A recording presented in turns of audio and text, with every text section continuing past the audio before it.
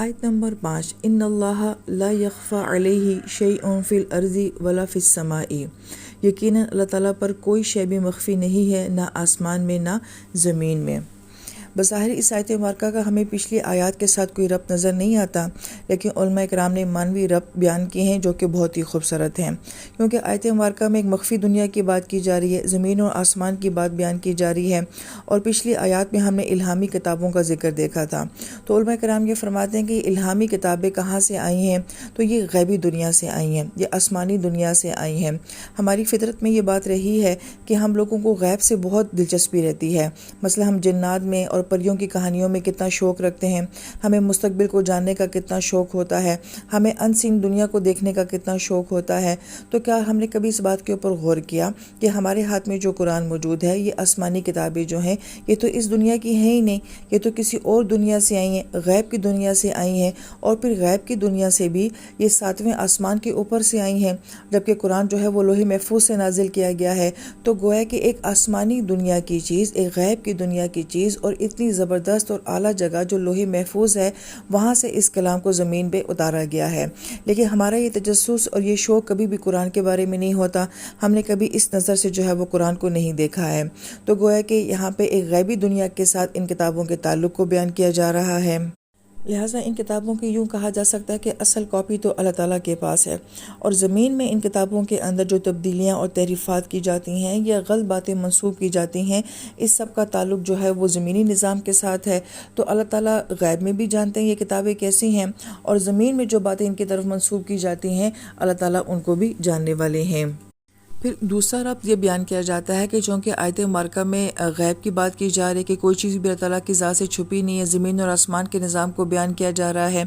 ہم جب قرآن کو پڑھتے ہیں تو ہم بہت سارے ماضی کے واقعات کو بھی پڑھتے ہیں جن کے بارے میں ہم بالکل واقف نہیں ہوتے۔ بہت ساری شخصیات جن میں انبیاء علیہم السلام بھی آ جاتے ہیں، اصحاب کہف کے نوجوان بھی آ جاتے ہیں، ذوالقرنین بھی آ جاتے ہیں، یہ وہ ہستیاں ہیں کہ ہم ان کے بارے میں کچھ نہیں جانتے تھے کہ ان کی زندگیوں میں کیا ہوتا رہا، ان کا ایمان کیسا تھا، ان کے حالات کیسے تھے، کہ سارے واقعات جو ہیں وہ ہمیں قرآن سناتا ہے۔ تو گویا کہ جب ہم قرآن کو پڑھتے ہیں تو ہمارا ایک غیب کی دنیا کے ساتھ تعلق، وہ غیب کی دنیا جو کہ اب ماضی بن چکی ہے، ہمارا اس کے ساتھ بھی ایک ربط پیدا ہو جاتا ہے، اور ہم اس کو حال میں کیسے بیان کرتے ہیں کہ علماء لوگ اپنے خطبوں میں اور درس قرآن میں جو ہے ان شخصیات کو بیان کیا جاتا ہے، ماضی کے واقعات کو بیان کیا جاتا ہے، ان کی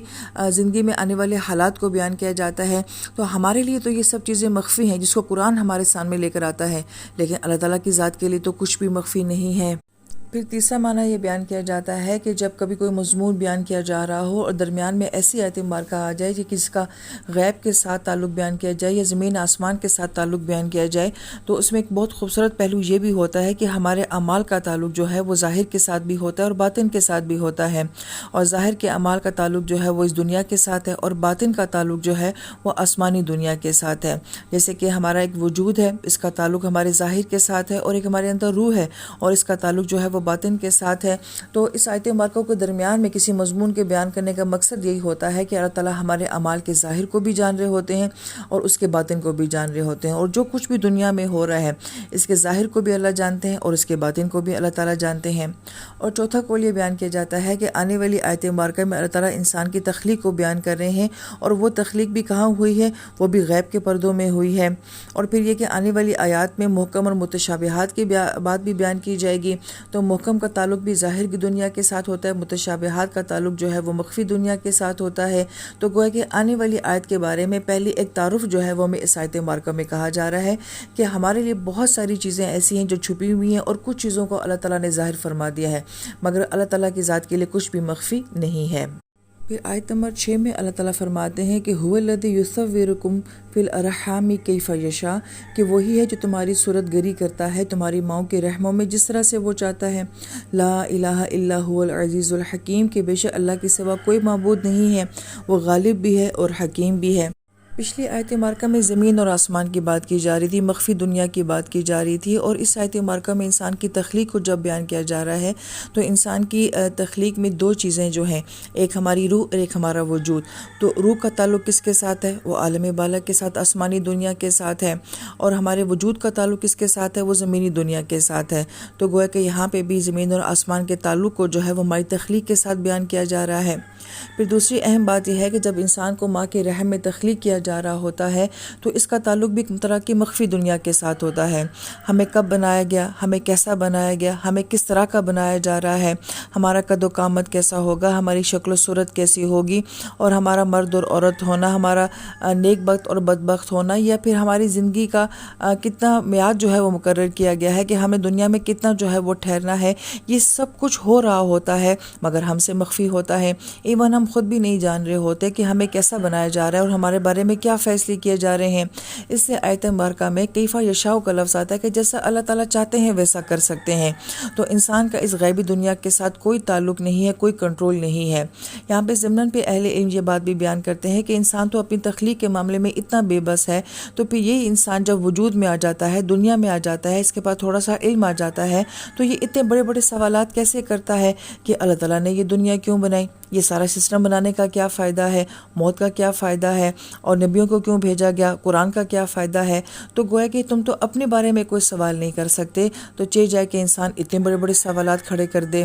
اور پھر آیت مبارکہ میں یصور کا لفظ جو آتا ہے، اس کی خوبصورت تفسیر جو ہے وہ ہم بارے میں پڑھ چکے ہیں کہ اللہ تعالیٰ نے کل جہان کو کن سے پیدا فرمایا مگر انسان کو تخلیق کیا ہے، اور تخلیق کے ساتھ پھر یصور کا لفظ بھی لایا کہ کسی چیز کی فنیشنگ کرنا اور کسی چیز کے نقش و نگار بنانا. اور یہ کام سب سے جو ہے وہ ڈیلیکیٹ کام ہوتا ہے، سب سے زیادہ نازک کام ہوتا ہے کہ جب کسی کام کی فنیشنگ کی جاتی ہے اور اس کے اندر خوبصورتی کو جب پیدا کیا جاتا ہے. تو اللہ تعالیٰ نے انسان کی تخلیق کے ساتھ یہ خوبصورت لفظ فرمایا ہے کہ جیسا اللہ تعالیٰ نے چاہا ویسا ہمیں تخلیق کر دیا، ہمارے نقش و نگار کو بنا دیا. اور عموماً سور کا لفظ یہ ہونٹوں کے کناروں کے لیے آتا ہے، اور ہونٹوں کے کناروں کی فنیشنگ ہم دیکھتے ہیں تو بڑی خوبصورت انداز سے، بڑی باریکی کے ساتھ جو ہے وہ اس کے جو ہے کنارے بنائے گئے ہیں. تو اس سے انسان کی تخلیق کے اندر جو خوبصورتی اور اللہ کی شوق اور اللہ تعالیٰ کا جو محبت ہے وہ ہمیں نظر آتا ہے.